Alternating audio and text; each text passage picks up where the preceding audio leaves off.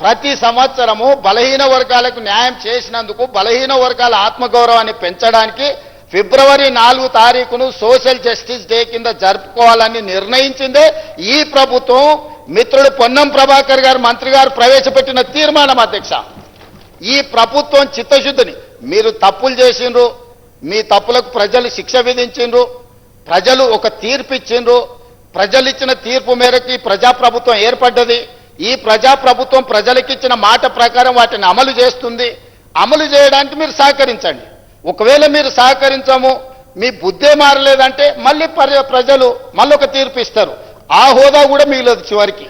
కాబట్టి దయచేసి వీళ్ళు రాలే వాళ్ళు రాలే, అంతకంటే ముందు రాహుల్ గాంధీ గారు ఏం చేసిండ్రు, ఏం మాట్లాడిండ్రు, ఏం హామీ ఇచ్చిండ్రు, ఏ నిర్ణయం మేరకు ముందుకెళ్తున్నామో వీళ్ళు మాకు సూక్తులు చెప్పాల్సిన అవసరం లేదు అధ్యక్ష.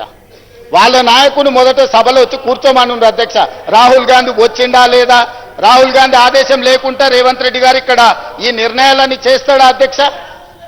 ఇంత ఇంపార్టెంట్ చర్చ జరుగుతుంటే బలహీన వర్గాలకు న్యాయం చెయ్యాలని 100 సంవత్సరాల నుంచి జరగని కులగణన తెలంగాణ రాష్ట్ర ప్రభుత్వం చేసినందుకు ఏది ఏమైనా రాజకీయాలను పక్కన పెట్టి ప్రధాన ప్రతిపక్ష నాయకుడు చంద్రశేఖరరావు గారు వచ్చి ఒక మంచి మాట, అయ్యా మేము చేయలేని పని ప్రజాప్రభుత్వం కాంగ్రెస్ పార్టీ చేసింది, నేను అభినందిస్తున్నా అంటే వారి పెద్దరికం పెరిగి ఉండేది కదా అధ్యక్ష. వారేమో రారు, ఇక వచ్చిన ఆయననేమో గిట్లున్నాడు, ఎట్లున్నాడో మీకే కనిపిస్తుంది ఆ పైనుంచి. ఇట్లాంటి వాళ్ళందరినీ ఇందులోకి తోలి తాను జడ్డ కోతి అంట వనమల్ల జడ్చిందంట. అట్లనే ఉంది ఈ వారం. కాబట్టి ఇప్పటికైనా మిత్రులు గంగ్ల కమలాకర్ గారికి నా సూచన, ఈ ఒక్క విషయంలోనన్నా వాళ్ళ ఒత్తిడికి లొంగకు. ఏమైనా మంచి షెడ్ ఉంటే నేను చూసుకుంటా, నువ్వేం వాళ్ళకి భయపడకు మిత్రమా. మంచి షెడ్ ఏమన్నా ఉంటే నేనున్నా, మనం పాత మిత్రులమే కదా, నీకు తెలియందేముంది. వాళ్ళ ఒత్తిడికి లొంగకు, వాళ్ళకి ఇష్టం లేదు. వాళ్ళ పోకడలు దగ్గరికి వెళ్ళి నువ్వు చూసినావు. పర్టికులర్గా కరీంనగర్లో నీకైనా ఎల్రమ్న గారికైనా పొన్నం ప్రభాకర్ గైనా వాళ్ళ పోకడలు ఎట్లుంటాయో నీకు తెలియదా, నేను చెప్పాలనా? కాబట్టి దయచేసి తెలుసు కాబట్టే ఇక్కడికి వచ్చిన, లేకపోతే ఎట్లా వస్తాను నేను? నాకు చాలా బాగా తెలుసు కాబట్టే కరుగాల్చి వాత పెట్టి ఇక్కడ వచ్చి కూర్చున్నా. ఇక నా గురించి కాదు చర్చ. దయచేసి నేను అందరికీ నా విజ్ఞప్తి ఒకటే, ఇదొక మంచి ఉద్దేశంతో తీసుకొచ్చిన బిల్లులు. అందుకోసమని రాజకీయ వివాదాలకు తావు లేకుండా, మీరు ఆరోపణలు చేయకుండా మీరు సూచన చేయండి. తప్పకుండా ఆ మాట్లా ఆయన అధ్యక్ష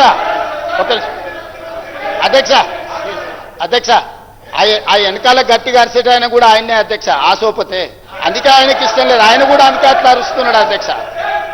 కాబట్టి అధ్యక్ష అది కల్వకుంట్ల కాదు అధ్యక్ష, కల్వకుండా ఉంచడం అన్నమాట. ఎవ్వరు కల్వకుండా ఉండాలి. బీసీలు ఓసీలు కలవద్దు, ఎస్సీలు ఎస్టీలు కలవద్దు, మైనారిటీలు హిందువులు కలవద్దు. అది కలవకుండా చూసే కుటుంబం అధ్యక్ష, అది కల్వకుంట్ల కుటుంబం కాదు. కాబట్టి ఇప్పటికైనా ఈ బిల్లును చర్చ లేకుండా మన సభ అంతా ఏకగ్రీవంగా ఆమోదించి చేస్తే కేంద్ర ప్రభుత్వం మీద ఒత్తిడి తీసుకురావడానికి ఉంటుంది. మేము ధర్నా చేసినప్పుడు రాలేదు, మాకెట్లాగూ మోడీ గారు ఈ విషయంలో అపాయింట్మెంట్ ఇవ్వలే. మిత్రులు పాయల శంకర్కి ఢిల్లీలో మంచి ఇన్ఫ్లుయెన్స్ ఉంది.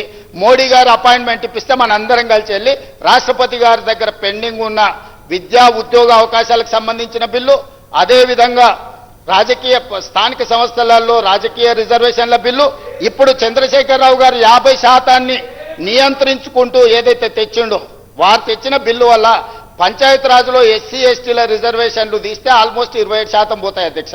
ఇక 23% బీసీలకు వచ్చినాయి. అదేవిధంగా మున్సిపాలిటీస్లో కూడా ఆ రిజర్వేషన్లు తీసేస్తే దాదాపుగా 31% బీసీలకు వస్తున్నాయి అధ్యక్ష మున్సిపాలిటీస్లలో.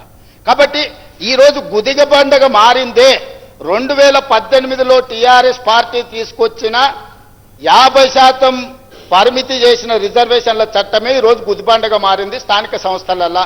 అదేవిధంగా మున్సిపాలిటీస్లో కూడా ఆ నిబంధననే మనకు అడ్డంకిగా మారింది. ఈ 3వ మున్సిపల్ ఇప్పుడు పెట్టిన సవరించిన బిల్లులు కూడా ఆమోదిస్తే ఆ 50% అడ్డంకి తొలగిపోతే భవిష్యత్ కార్యాచరణ మొత్తం పకడ్బందీగా చేస్తాం అధ్యక్ష. నేను మళ్ళొకసారి మిత్రుడికి నేను మాట ఇస్తున్నా సభానాయకుడిగా, చిత్తశుద్ధితోని దీన్ని అమలు చేసుకుందాం.